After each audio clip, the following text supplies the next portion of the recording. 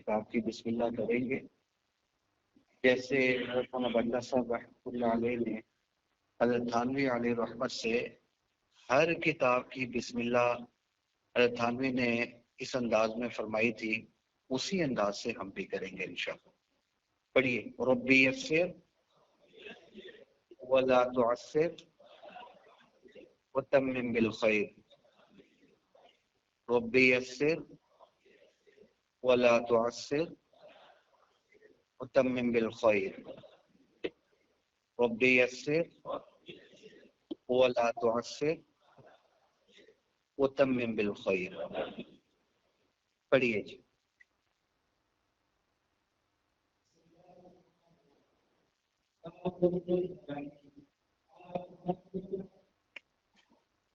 کتاب کی ابتدا میں عرض کر دوں، اس کتاب کا نام ہے موطا امام محمد. امام محمد رحمت اللہ علیہ کے حوالے سے ان کا نام محمد ہے. آپ پوچھتے ہیں نا کہ خالی محمد نام رکھنا جائز ہے؟ بالکل جائز ہے. ہماری حنفی فقہ کی بنیاد ہیں امام محمد رحمت اللہ علیہ کی 6 کتابیں. ٹھیک ہے، جن کو ظاہر الروایہ بولتے ہیں وہ امام محمد رحمت اللہ علیہ کی کتابیں ہیں. یہ حنفی فقہ کی بنیاد ہیں اور ان کا نام کیا تھا؟ محمد بن حسن شیبانی رحمہ اللہ. شیبانی ان کا قبیلہ تھا جس کی طرف نسبت ہے. نام ان کا صرف محمد تھا. اور عجیب بات یہ ہے، یہ افغانستان کے پیچھے یہ جو ماوراء نہر کے علاقے ہیں، وہاں چلے جائیں، ان علاقوں میں بڑی بڑی ہستیاں آئی ہیں. وہاں ایک قبرستان ہے جس قبرستان کا نام ہے محمدین کا قبرستان، جس میں وہ بڑے بڑے فقہا، بڑے بڑے مشائخ، بڑی بڑی ہستیاں مدفون ہیں جن کا نام ہے محمد. اور وہ 2000 سے بھی زائد حضرات جن کا نام صرف محمد ہے. رانا یہ کہ محمد نام رکھنے میں کوئی مذائقہ نہیں، بلکہ یہ بہت برکت والا نام ہے. حدیث میں آتا ہے، حضور نبی کریم صلی اللہ علیہ وسلم نے ارشاد فرمایا، نام اچھے رکھا کرو کیونکہ قیامت والے روز تم کو تمہارے ناموں سے پکارا جائے گا. اب محمد سے زیادہ اچھا نام کون سا ہو سکتا ہے؟ سمجھے؟ اس پر بعض لوگ کہتے ہیں نہیں وہ پھر اس کو برا بھلا بھی کئی دفعہ کہنا پڑ جاتا ہے نا، تو پھر وہ محمد کے نام کے اوپر گالیاں پڑتی ہیں تو وہ پھر بے ادبی ہو جاتی ہے، اس لیے ہم نہیں رکھتے. یہ بات آئی حضرت مولانا بندہ صاحب رحمۃ اللہ علیہ کے پاس، تو میں بیٹھا ہوا تھا، بڑا خوبصورت جواب دیا حضرت نے. حضرت فرمانے لگے، تم مسجد اس وجہ سے نہ بناؤ کہ گدھے آئیں گے، ایک گدھوں کا نظم کرو. مسجد تو بناؤ، اچھا کام تو کرنا چاہیے نا، باقی گدھوں کا نظم کرنا چاہیے کہ ان کو کیسے روکنا ہے ہم نے. تو اسی طرح محمد تو اس سے پیارا اور خوبصورت نام کون سا ہو سکتا ہے؟ اور نام کا دخل ہوتا ہے انسان کی شخصیت کے اوپر. پھر قیامت والے دن بھی ناموں سے پکارا جائے گا. سمجھے؟ تو اس لیے محمد نام رکھنے میں کوئی مذائق. باقی جو گدھے ہیں پھر ان کو سمجھانا چاہیے، بھئی یہ نہ کو اچھا نام ہے، ادب اور برکت والا نام ہے، اس طرح نہیں کرنا چاہیے. خیر، نام ہے ان کا محمد بن حسن شیبانی رحمہ اللہ، اور یہ واسط عراق کا ایک علاقہ ہے، وہاں امام محمد رحمت اللہ علیہ پیدا ہوئے. ملک عراق تھا اور علاقے کا نام تھا واسط، وہاں پیدا ہوئے. پیدائش کے کچھ عرصے بعد ان کے والد نے کیا کیا کہ ادھر سے ہجرت کر کے کوفہ کی طرف تشریف لے گئے. پھر امام محمد رحمت اللہ علیہ جو پروان چڑھے اور وہ کوفہ ہی میں چڑھے، اور وہیں انہوں نے پھر اپنی جو ہے علم کی ابتدا کی، پڑھنے پڑھانے سیکھنے کی ابتدا کی، اور بڑے بڑے مشائخ ان کے اساتذہ میں سے بھی. ان میں ایک سب سے بڑا نام امام ابو حنیفہ رحمۃ اللہ علیہ کا ہے۔ 14 سال کی عمر تھی امام محمد رحمۃ اللہ علیہ کی جب امام حنیفہ رحمۃ اللہ علیہ کے پاس آئے، اور 2 سال کا عرصہ امام محمد رحمۃ اللہ علیہ امام صاحب رحمہ اللہ سے پڑھتے رہے۔ پھر ان کے انتقال کے بعد امام ابو یوسف رحمۃ اللہ علیہ کے شاگرد بن گئے امام محمد رحمۃ اللہ علیہ۔ اس کے بعد پھر بڑے بڑے نام تھے کس میں؟ اسی کوفہ میں، جیسے سفیان ثوری رحمۃ اللہ علیہ، مالک ابن دینار رحمۃ اللہ علیہ، امام اوزاعی رحمۃ اللہ علیہ وغیرہ وغیرہ بڑی بڑی ہستیاں ان کے پاس بھی جاتے رہے اور سیکھتے رہے اور پڑھتے رہے۔ سمجھے؟ کون؟ امام محمد رحمۃ اللہ علیہ۔ اس کے بعد پھر یہ ہوا کہ آپ مدینہ طیبہ تشریف لے گئے، جہاں امام مالک رحمۃ اللہ علیہ سے پھر آپ نے احادیث خود سے سنی ہے۔ موطا امام محمد کیا ہے؟ امام مالک رحمۃ اللہ علیہ نے خود یہ حدیثیں پڑھی ہے اور امام محمد رحمۃ اللہ علیہ نے خود سے سنی ہے، تو وہ بھی ان کے اساتذہ میں سے ہو گئے۔ کون؟ امام مالک رحمۃ اللہ علیہ، اس دور میں تھے امام مالک رحمۃ اللہ علیہ، وہ بھی اساتذہ میں سے ہیں۔ سمجھے یہ؟ اور دوسرا یہ خصوصیت ہے کس کی؟ امام محمد رحمۃ اللہ علیہ کی، کہ یہ تقریباً واحد وہ شخصیت ہیں جنہوں نے امام مالک رحمۃ اللہ علیہ سے خود حدیثیں سنی۔ باقی عام معمول امام مالک رحمۃ اللہ علیہ کا یہ تھا کہ طلبہ پڑھتے تھے اور وہ سنتے تھے، اور سینکڑوں ہزاروں کے قریب ان کے طلبہ تھے۔ سمجھ آ رہی؟ لیکن اللہ نے ان کو جو درجہ اور مقام دیا وہ یہ، امام مالک رحمۃ اللہ علیہ نے احادیث پڑھی ہے اور انہوں نے سنی ہے۔ پھر امام مالک رحمۃ اللہ علیہ سے مدینہ میں ان سے فیض حاصل کیا، ساتھ ساتھ اور جو بڑی ہستیاں وہاں موجود تھیں، ابراہیم نخعی رحمۃ اللہ علیہ وغیرہ وغیرہ، مدینہ کی بڑی بڑی ہستیوں سے بھی انہوں نے فیض حاصل کیا۔ کس نے؟ امام محمد رحمۃ اللہ علیہ۔ اور اساتذہ تو بہت بڑے بڑے تھے، پھر شاگرد بھی بڑے بڑے تھے، اور انہی شاگردوں میں امام شافعی رحمۃ اللہ علیہ بھی تھے، اور امام شافعی رحمۃ اللہ علیہ نے بڑی تعریف فرمائی ہے امام محمد رحمۃ اللہ علیہ کی۔ ایک موقع پر یہ بھی فرمایا، میں قسم اٹھا کر یہ بات کہتا ہوں، اگر یہود جو مسلمانوں کے بدترین دشمن ہیں، کون؟ لَتَجِدَنَّ أَشَدَّ النَّاسِ عَدَاوَةً لِلَّذِينَ آمَنُوا الْيَهُودَ وَالَّذِينَ أَشْرَكُوا، یہود قرآن کہتا ہے مسلمانوں کے سب سے بدترین دشمن ہے۔ شیخ موسیٰ صاحب رحمۃ اللہ علیہ ترمذی ہم پڑھتے تھے، بدترین دشمن یہودی ہیں، سمجھے، جنہوں نے حضور صلی اللہ علیہ وسلم کی بھی نہیں مانی۔ دیکھو اکا دکا یہودی تھے جو ہم ہاتھوں کی انگلیوں میں گن سکتے ہیں، چند یہودی جو حضور صلی اللہ علیہ وسلم پر ایمان لے کر آئے، باقی عیسائی کثیر تعداد میں تھے، انہوں نے کلمے پڑھے ہیں، مسلمان بھی ہوئے، یہودی بدترین دشمن۔ تو امام محمد رحمہ، میں قسم اٹھا کر کہتا ہوں، یہود جو مسلمانوں کے سب سے بدترین دشمن ہے، اگر یہ میرے استاد امام محمد رحمت اللہ علیہ کی کتابیں دیانتداری کی نظر سے ایک دفعہ پڑھ لیں، لا آمنو، لام تاکیدیہ بھی لے کر آئے، یہ ضرور بے ضرور مومن ہو جائیں۔ کون؟ بدترین دشمن۔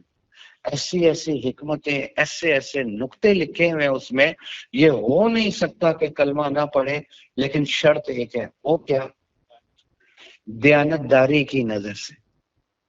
یہ مولانا اللہ صلی رحمۃ اللہ علیہ نقل فرمایا، فرمان لگے دیانتداری کی نظر سے دیکھیں، عداوت کی نظر سے نہیں، کیونکہ عداوت کی نظر سے جب بندہ کسی چیز کو دیکھتا ہے تو پھر وہ اچھی چیز بھی بری ہو جاتی ہے۔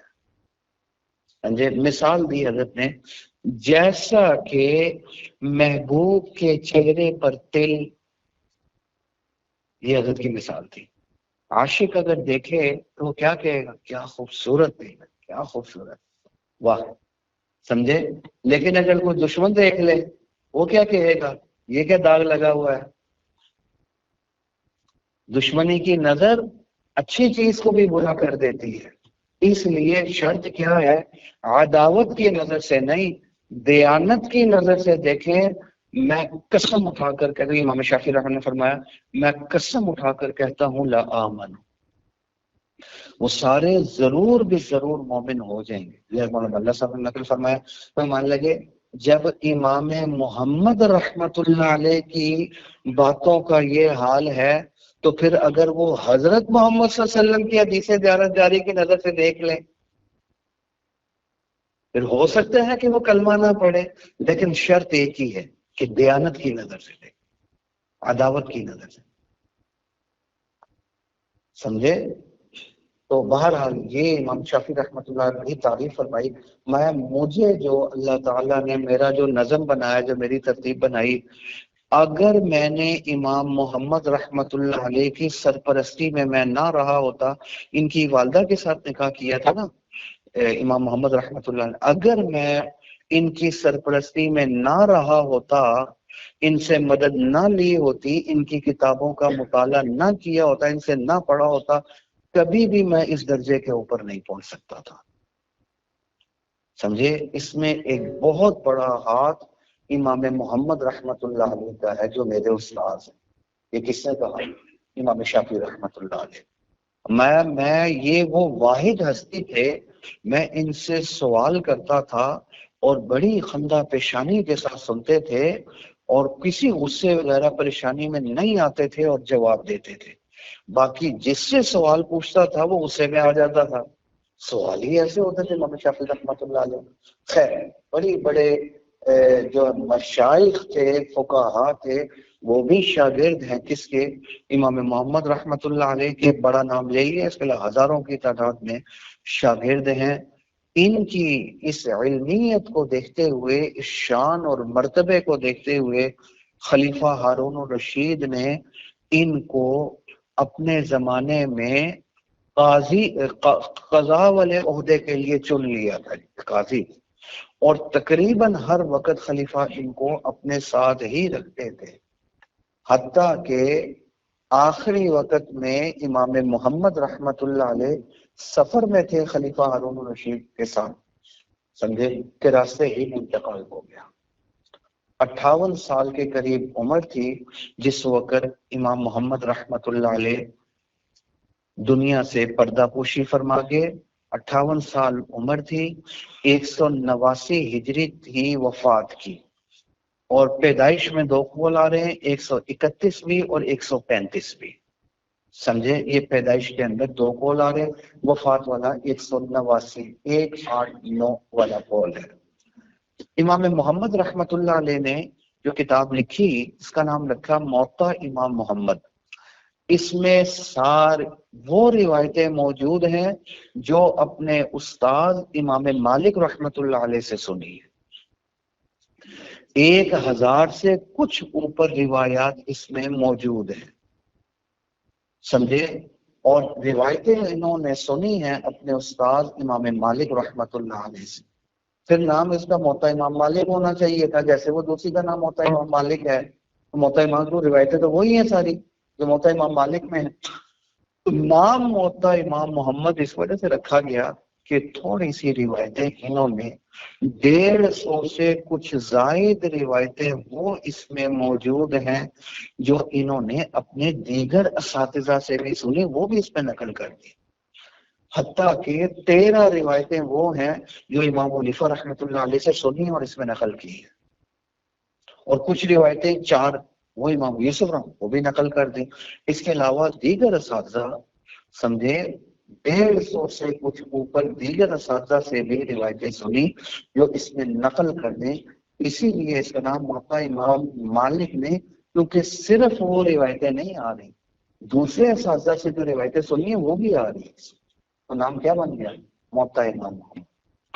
امام مالک رحمۃ اللہ علیہ کے ویسے تو ہزاروں میں شاگرد تھے، اور تقریباً ہر ایک نے وہ سنی بھی ہے اور اس کے بعد ان کو آگے نقل بھی کیا ہے، کتابیں آگے کون سی بنی ہیں، لیکن اللہ کو کچھ ایسے منظور تھا کہ وہ آگے چل نہیں سکتے۔ 16 کے قریب شاگرد ایسے تھے جن کی موقع آگے چلی، اور ان میں 2 مشہور ترین تھے۔ کون سے؟ ایک امام مالک، ایک یحییٰ ابن یحییٰ مصمودی جو موطا امام مالک کے نام سے مشہور ہے، وہ بھی آپ پڑھ لیں، اور دوسری امام محمد رحمت اللہ علیہ ولی موطا، سمجھے؟ اور یہ میں آپ کو عجیب بات بتاؤں، یہ اس سے زیادہ مضبوط ہے، موطا امام مالک سے زیادہ مضبوط جو موطا ہے یہ موطا امام محمد ہے، سمجھے؟ کیونکہ اس کے راوی بھی اس سے زیادہ مضبوط ہیں، اور دوسری بات یہ کہ امام محمد رحمت اللہ علیہ سب جانتے ہیں محدث بھی تھے اور اعلیٰ درجے کے فقیہ بھی تھے اور حافظ الحدیث بھی تھے۔ پھر ان کو یہ درجہ بھی حاصل تھا کہ انہوں نے خود یہ روایتیں امام مالک رحمت اللہ علیہ سے سنی ہیں۔ نہیں سو یہ گویا خصوصیات ہے محترم، سمجھے؟ جو کسی اور کو درجہ حاصل نہیں تھا وہ موطا امام مالک کو بھی وہ درجہ حاصل نہیں، انہوں نے بھی نہیں سنا، تو استاد پڑھتا تو شاگرد پڑھتا تھا اور استاد سنتا تھا۔ یہاں خود استاد نے پڑھا جو امام محمد رحمت اللہ علیہ نے سنا، یہ بھی خصوصیت ہے موطا امام۔ پھر امام محمد فقیہ بھی، محدث بھی، پھر امام محمد حافظ الحدیث بھی۔ نہیں سمجھ آئی بات؟ آئی سمجھ میں؟ تو اور اس کے علاوہ خصوصیت یہ ہے کہ اس میں جو یہ روایتیں نقل کریں گے آپ ان کی کا انداز مبارک دیکھیں گے، انداز یہ ہے کہ امام مالک رحمت اللہ علیہ کا مسلک بھی بیچ میں آ جائے گا، پھر اپنا مسلک بھی امام محمد رحمت اللہ علیہ بیان فرمائیں گے، اور اپنے استاد ہر مسئلے پر امام مالک کا مسلک، اپنا مسلک، اور اپنے استاد امام ابو حنیفہ رحمت اللہ علیہ کا مسلک بھی بیان کرتا ہر مسئلے پر ان کی رائے کیا، سمجھے؟ اپنا مسلک اگر ان کے مطابق ہو تو پھر تو تائید ہو جاتی ہے، لیکن اگر اپنے خلاف بھی ہو تب پھر اپنا الگ بیان فرمائیں گے اور اپنے استاد امام ابو حنیفہ رحمت اللہ علیہ کا مسلک الگ بیان فرمائیں گے، سمجھ آئی؟ یہ سمجھیں یہ موطا امام مالک وغیرہ یہ پہلی وہ کتابیں ہیں جو حدیث کے اندر باقاعدہ باب باب بنا کر لکھی گئی ہیں، پہلی کتابیں، سمجھے؟ اس سے پہلے حدیثیں چلتی تھی لیکن یہ نہیں ہے کہ یہ وضو والا باب چل رہا ہے، یہ کتاب الوضو چل رہا ہے، یہ طہارت کے مسائل، یہ نماز کے مسائل، یہ روزے کے مسائل، اس طرح الگ الگ باب نہیں بنے ہوتے تھے۔ انہوں نے اس انداز میں یہ کتاب موطا امام مالک، موطا امام محمد، موطا امام مالک کی ہے، اس انداز میں لکھی گئی، یہ پہلی وہ کتاب، اس کا نام موطا رکھا گیا۔ موطا کے اگر آپ مادے کی طرف چلے جائیں یا تو یہ وطی سے لیا گیا یا معطات سے، دونوں چیزیں علماء نے لکھی ہیں۔ وطی کا لغوی معنی ہوتا ہے روندنا۔ یہ کتاب بھی جب بڑے بڑے فقہا، محدثین اور مشائخ کے سامنے پیش کی گئی تو انہوں نے اس کو بڑے اچھے طریقے سے تنقیدی نظر سے بھی دیکھا اور اچھے طریقے سے روندا کہ اس کے اندر کوئی بات تو نہیں ہے ایسی، سمجھ آئے؟ تو گویا روندا تو پھر اسی لیے موطا وطی سے ماخوذ، معطات سے بھی ہے جس کا معنی ہوتا ہے موافقت، بڑے بڑے مشائخ کے سامنے پیش کی گئی، انہوں نے اس کو پڑھا اور اس کی موافقت کی، بالکل صحیح لکھا، اسی لیے موطا۔ یہ وجہ تسمیہ بھی آ گئی، سمجھ آئی یا نہیں آئی بات؟ تو اس لیے یہ لب لباب اور خلاصہ تھا اس کی تمہید کا۔ آگے آ گیا باب وقوت الصلاۃ، انشاءاللہ پھر کل کریں گے ہم